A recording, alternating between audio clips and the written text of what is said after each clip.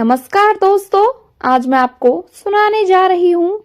सास कर रही थी अपनी सहेलियों से बहू और बेटे की चुगली। बहू को पता लगने पर बहू ने सास को सिखाया ऐसा सबक। काजल रात को जल्दी सो गई क्योंकि सुबह को जल्दी भी उठना था। पता नहीं सासू माँ का रूप कैसा दिखेगा। आज काजल की शादी के बाद पहली रात थी। डरी सहमी काजल सुबह 5 बजे ही नहाकर तैयार होकर कमरे से बाहर निकली तो सामने ही सासू माँ दिख गईं। काजल उन्हें देखते ही झुककर पैर छूकर खड़ी हो गई और पूछा, माँ जी नाश्ते में बनाना है, बता दें मैं बना देती हूँ। तब काजल की सास बोली, अरे नहीं बहू, आज तेरा इस घर में पहला दिन है और इतनी सुबह क्यों जग गई। काजल, वो तो हमारा जमाना था जब सास से पहले बहुओं के जागने का रिवाज था। कल से आराम से जगना। जैसे मेरे लिए मेरी बेटी है वैसे तू भी मेरी बेटी है।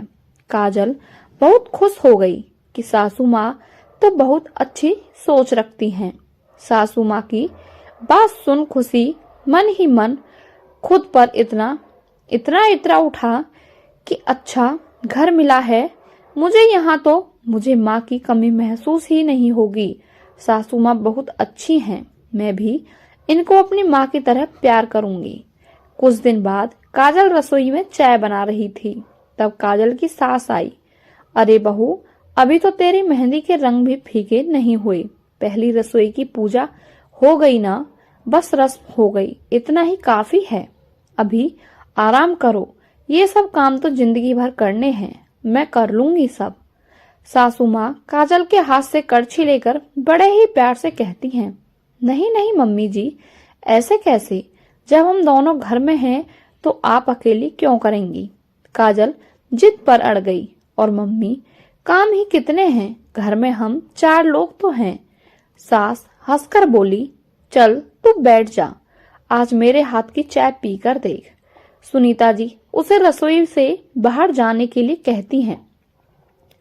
काजल बैठक में आकर पत्रिका उठा पलटने लगी। तभी दरवाजे की डोरबेल बजती है। बेल की आवाज आने से काजल दरवाजा खोलती है और पड़ोस की लता चाची अंदर आती हुई पूछती हैं, अरे काजल, तेरी सास सुनीता कहाँ है। रसोई में है, धीमे से काजल जवाब देती है। अच्छा बोल। पड़ोसी चाची काजल को घूरती हुई रसोई में चली गईं। सुनीता जी ने कहा, ललता बैठ जा, बस अभी आती हूँ। नहीं नहीं बैठूंगी नहीं, तेरी हालत पर तो तरस आ रहा है, अपनी बहू को ही चाय नाश्ता करा। ललता बोली, बहू ये तरीका सही नहीं है, बेचारी बूढ़ी सास रसोई में खपे और बहू मजे करे। बोलती हुई चाची काजल को घूरती हुई चली गई। काजल को ऐसा महसूस हुआ जमीन फट जाए और वो समा जाए। तब सास आ गई और बोली, छोड़ बहू, आग लगाने की तो इसकी पुरानी आदत है, इसने न जाने कितनों के घर में आग लगाई है। ये आती ही जासूसी करने के लिए है कि किसके घर में क्या चल रहा है। मैं चाय लेकर आती हूँ। बोलकर सुनीता जी रसोई में चली गईं। एक दिन शाम को जब अभिषेक ऑफिस आया तो काजल रसोई में खाना बना रही थी। तब सुनीता जी ने काजल को आवाज दी और अभिषेक से बोली, जाओ तुम दोनों कहीं घूम आओ, नई नई शादी हुई है, 100 अरमान होते हैं हर लड़की के। जा काजल, जल्दी जा, तैयार हो जा। बिल्कुल घर घुसू है ये लड़का, पत्नी को लेकर कहीं आता जाता नहीं है। लड़कियों की कितनी चाहतें होती हैं, समझता ही नहीं है। जा तू तैयार हो जा। सुनीता जी खुश होकर कहती हैं, लेकिन मम्मी जी, घर के सारे काम पड़े हैं और आज आपकी किट्टी भी है, ऐसे में कैसे। काजल सुनीता के साथ ही बैठ गई। आश्चर्य से सुनीता जी को देखकर बोल रही, बहू तो परेशान क्यों होती है, सब हो जाएगा, कोई बड़ा काम थोड़ी है। अभिषेक ले जा इसे। सुनीता की जिद पर काजल अभिषेक के साथ घूमने चली गई। काजल बहुत खुश थी कि इतना काम होते हुए भी माँ ने उसको बाहर भेज दिया। लोग पता नहीं क्यों सास को इतना बुरा कहते हैं। मेरी सासू माँ तो कितनी अच्छी हैं। काजल का पूरा ध्यान सासू माँ की तरफ ही था। वो अपने पति अभिषेक से बोली, घर चलें क्या अभिषेक? मम्मी जी अकेली सब कैसे मैनेज करेंगी? वो तो इतना अच्छी हैं कि सिर्फ हमारे बारे में सोचती हैं, लेकिन उनका ध्यान रखना हमारा भी तो फर्ज बनता है। आइसक्रीम खाने के बाद काजल कहती है, अभिषेक कहता है ठीक है, दोनों घर के लिए निकलते हैं। तभी अभिषेक के किसी दोस्त का फोन आ जाता है। काजल, मुझे कुछ काम है, तुम ऑटो लेकर घर चलो, मुझे 2-3 घंटे लग जाएंगे। अभिषेक कहता है ठीक है, कहकर काजल ऑटो के लेकर घर की ओर रवाना हो गई। सुनीता, बहू कहाँ है तेरी? पता नहीं था क्या उसे कि आज तेरी सहेलियां आने वाली हैं? अकेली लगी पड़ी है। जैन जी की आवाज सुनकर काजल के कदम दरवाजे पर रुक गए। तब सास की आवाज आती है। क्या कहूँ, पता था उसे सब, लेकिन घर में पैर टिकते कहाँ हैं उसके।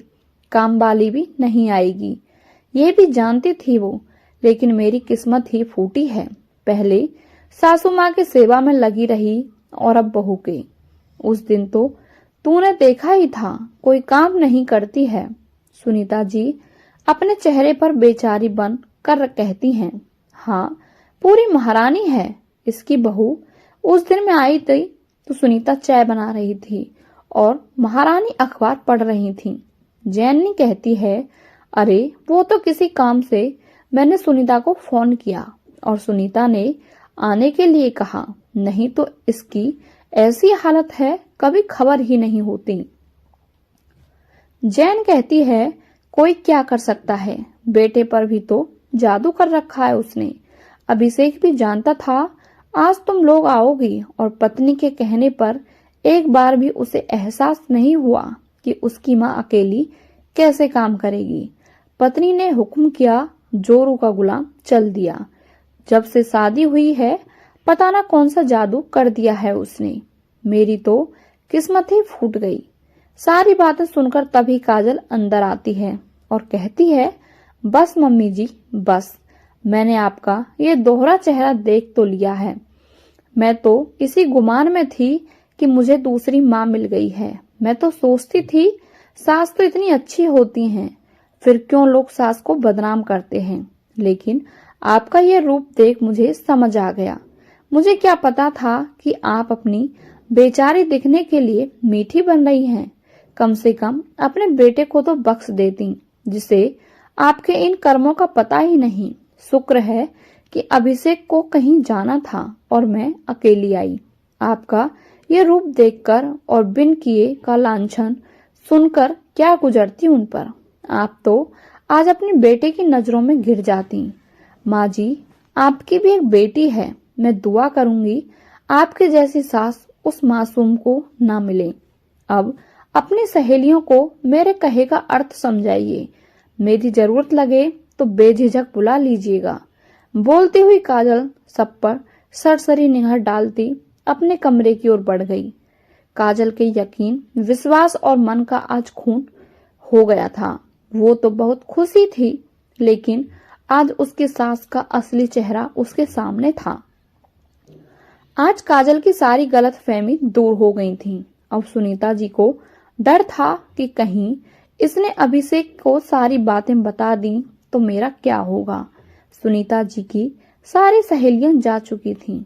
तब काजल की सास काजल के कमरे में आई और काजल से माफी मांगने लगी। बेटा, मुझसे बहुत बड़ी गलती हो गई। अब मैं किसी से कुछ नहीं बोलूंगी।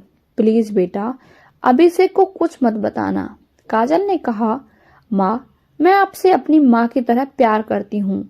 मैं ऐसा काम कभी नहीं करूंगी जिससे माँ बेटे के प्यार में कड़वाहट आ जाए और वो आपसे दूर चले जाएं। काजल, मैं तुझे पहचान नहीं पाई। बहू, मुझे माफ कर दे। काजल ने कहा, आप माँ हो और माँ बाप बच्चों से माफी मांगते अच्छे नहीं लगते। काजल ने उन्हें अपने गले से लगा लिया।